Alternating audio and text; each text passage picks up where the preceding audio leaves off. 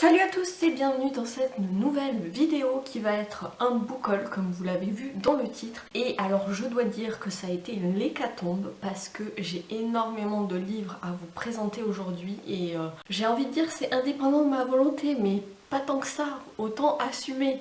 J'ai énormément reçu de livres en service presse mais aussi j'ai fait des acquisitions aussi bien chez Emmaüs qu'en boîte à livres. Donc il y aura des livres neufs mais aussi des livres d'occasion, donc voilà, je vous présente ça tout de suite. Je vais commencer par quoi? Alors je vais commencer par mes achats chez Emmaüs. Donc je suis allée chez Emmaüs, je sais plus quand c'était, fin mai je crois.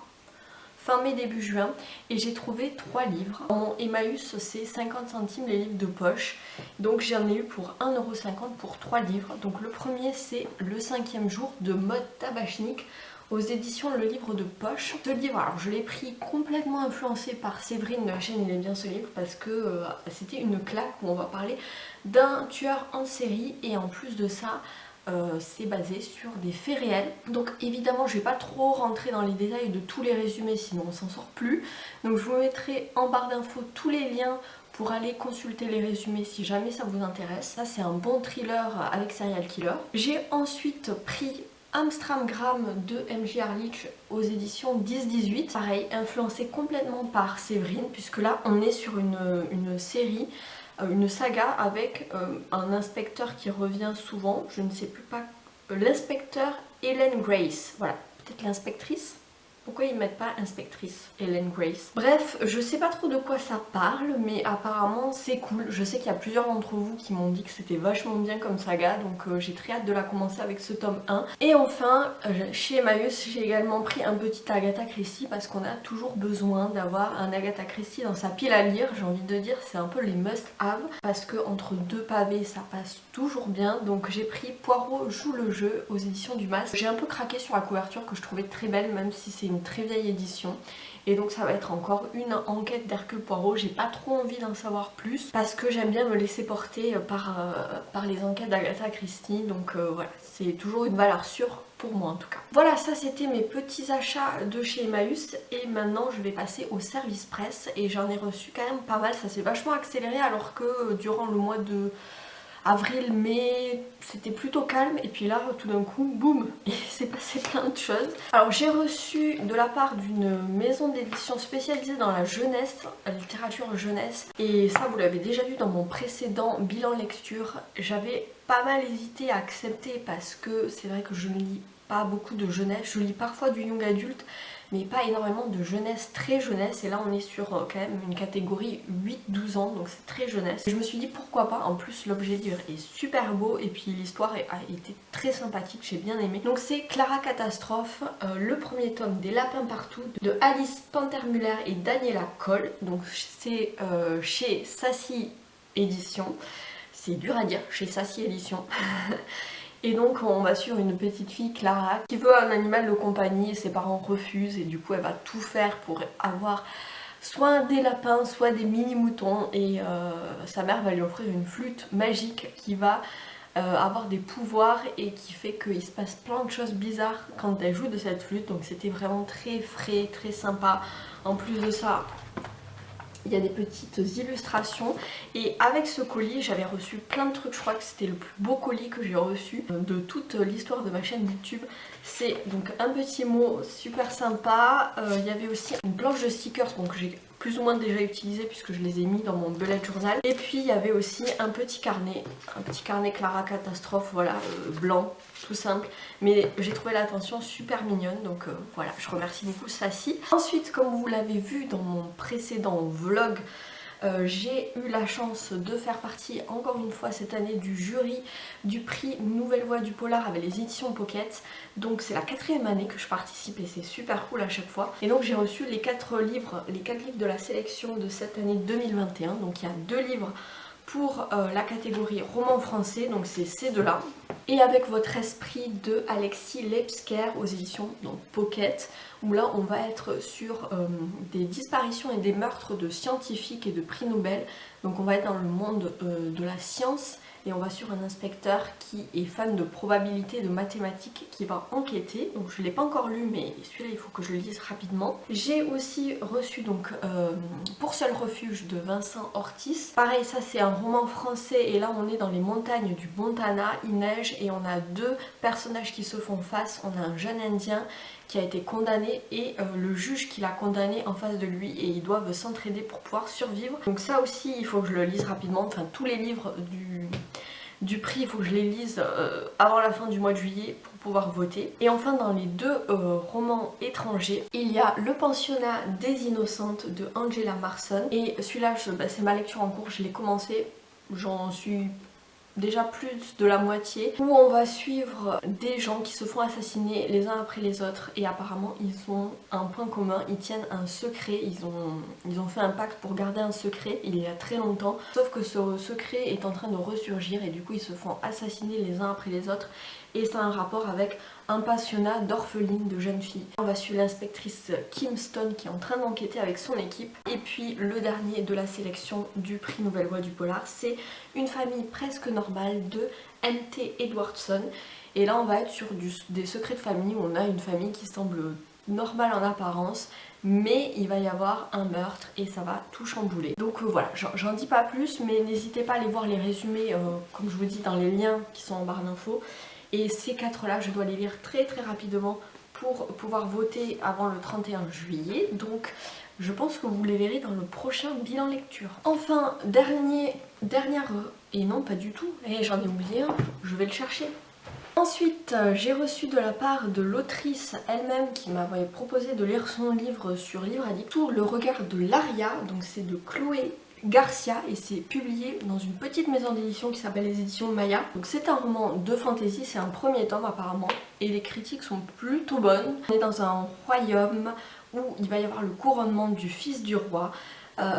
Et puis le fils du roi est donc le représentant divin de la déesse Laria dans ce royaume, sauf qu'il va y avoir des enjeux politiques sur fond de religion. Voilà, en tout cas la couverture est super belle je trouve, et voilà, je remercie évidemment Chloé Garcia pour sa confiance et je le lirai dès que je pourrai. Et là c'est vrai qu'avec le prix ça va être un peu tendu, mais je le lirai dès que je pourrai, puis j'adore la fantaisie, hein, vous savez. Et enfin, dernier des services presse et pas des moindres, j'ai reçu une trilogie de la part de Folio et des éditions Au Diable Vauvert. Donc c'est, avec le premier tome en premier, c'est quand même mieux, c'est le cycle de Sif de Patrick K. Downey. J'ai vraiment du mal à le dire. Donc c'est chez Folio SF pour les tomes 1 et 2. Donc le tome 1 c'est L'Enfant de poussière. Le tome 2 c'est La peste et la vigne. Et puis le tome 3 qui va sortir en grand format aux éditions Au Diable Vauvert, qui s'appelle donc Les chiens et la charrue. Et en fait c'est une trilogie de fantasy qui a reçu beaucoup de prix, en tout cas le tome 1 a reçu beaucoup de prix. Et donc le tome 2 sortira en poche chez Folio en septembre, et pareil pour le tome 3 le 9 septembre, les deux sortent en grand format et en poche. Et donc là on est sur une histoire de fantasy avec pareil sur fond de royaume, de chaos politique, etc. Et on va suivre un jeune orphelin, un orphelin des rues qui essaye de survivre. J'en sais pas plus, j'ai pas trop envie d'en savoir plus, mais en tout cas quand même le livre, enfin ce tome 1 a reçu énormément de prix. J'ai envie de dire, des fois ça veut rien dire de recevoir des prix. Mais là il n'en a pas reçu un ou deux, il en a reçu au moins 5 ou 6 quoi, des prix. Donc je me dis quand même c'est qu'il doit y avoir du potentiel. Donc je vous en reparlerai une fois que je l'aurai lu. Et puis voilà, on en a terminé avec les services presse. Maintenant je vais passer à mes trouvailles de boîte à livres. Et alors j'ai trouvé tout ça en boîte à livres. C'est quand même assez balèze parce que des fois on ne sait pas trop sur quoi on va tomber, c'est un petit peu la loterie. Quand on va en boîte à livres, voilà, on sait pas trop sur quel trésor on va trouver, si on va trouver des trucs qui nous intéressent ou pas, si on va trouver des livres en bon état ou pas, c'est un petit peu le hasard. Attendez, je vois. Je suis allée plusieurs fois en boîte à livres, hein. Là c'est pas mes trouvailles en une seule fois, je vous rassure, je suis allée au moins 3 fois. Et alors j'ai trouvé Les Piliers de la Terre de Ken Follett aux éditions Le Livre de Poche, qui est quand même un beau bébé de plus de 1000 pages. C'est quand même un livre qui est très reconnu et que je n'ai toujours pas lu. Oh là là, mon dieu, c'est écrit tellement petit celui-là, il va falloir que je me motive pour le sortir, mais en même temps ça m'intrigue, ça m'intéresse, donc Au moins je l'ai dans ma pile à lire. J'avais trouvé aussi un petit Amélie Nothomb avec les catilinaires, toujours pareil, le livre de poche, et ça pareil, c'est une valeur sûre, c'est comme Agatha Christie, pour moi ça fait partie des must-have à avoir dans la pile à lire parce que ça passe toujours bien entre deux pavés et tout. C'est vraiment des petits livres qui se lisent tout seuls et puis j'aime bien Amélie Nothomb donc voilà. Je continue avec les classiques puisque j'ai trouvé trois classiques en boîte à livres. J'ai trouvé un Guy de Maupassant avec La Maison Tellier chez, dis donc, le livre de poche décidément. Donc vieille édition avec les pages jaunies, mais ça c'est pareil, moi j'adore Maupassant. Du coup pour moi c'est vraiment une valeur sûre en classique et puis il est pas très long, il fait 200 pages, ça passera très bien. Et puis en plus en quatrième de couve ils disent que ce récit est l'un des plus connus de Maupassant et qui est peut-être même son chef-d'œuvre. Donc why not? Why not? En tout cas pour moi j'adore cet auteur. Et d'ailleurs j'en ai trouvé un deuxième, c'est Conte de la Bécasse. Toujours le livre de poche et là ça se passe en automne et ça va parler de chasseurs. Celui-là je sais même pas de quoi ça parle. Vous irez lire, mais je pense que vous connaissez, vous irez lire les résumés en barre d'infos. Et puis voilà, donc Conte de la Bécasse. Et puis comme troisième classique, j'ai trouvé Mrs. Dalloway de Virginia Woolf aux éditions Folio Classique. Ça c'est vraiment une autrice que j'ai jamais lue et c'est un peu la honte parce qu'elle est super connue et que c'est une des premières féministes. Et voilà, je l'ai trouvé, je l'ai pris.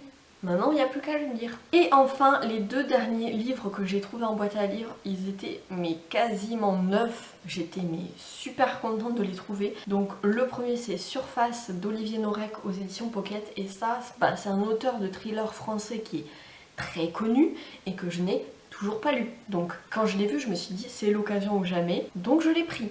Tout simplement. Donc on est sur une enquête. J'en sais pas plus, j'ai pas envie d'en savoir plus, mais je pense que vous connaissez Olivier Norek. Je sais que c'est pas celui qui fait le plus d'unanimité, Surface, mais il faut bien commencer quelque part, donc voilà, je commencerai avec celui-là. Et enfin, le dernier livre de ce book haul hyper long, c'est Un manoir en Cornouailles de Eve Chase aux éditions 10-18. Celui-là, pareil, je l'ai trouvé mais quasiment neuf en boîte à livres. Voilà, j'en ai beaucoup entendu parler. Là, je suis clairement influencée par Bookstagram, Booktube et tout.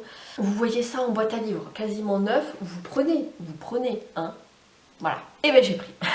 Voilà, c'en est tout pour cet immense book haul. J'espère qu'il vous aura plu. N'hésitez pas à me dire en commentaire si vous avez découvert des livres ou si vous en connaissez certains que vous avez déjà lus. Dites-moi ce que vous en avez pensé, peut-être ça me motivera à les lire rapidement. N'hésitez pas à mettre un petit pouce en l'air si cette vidéo vous a plu, à vous abonner si c'est toujours pas fait, et puis à aller voir une de mes dernières vidéos. En attendant la prochaine, je vous souhaite un bel été, de bonnes vacances pour ceux qui partent en vacances, et je vous retrouve bientôt pour une prochaine vidéo. Ciao!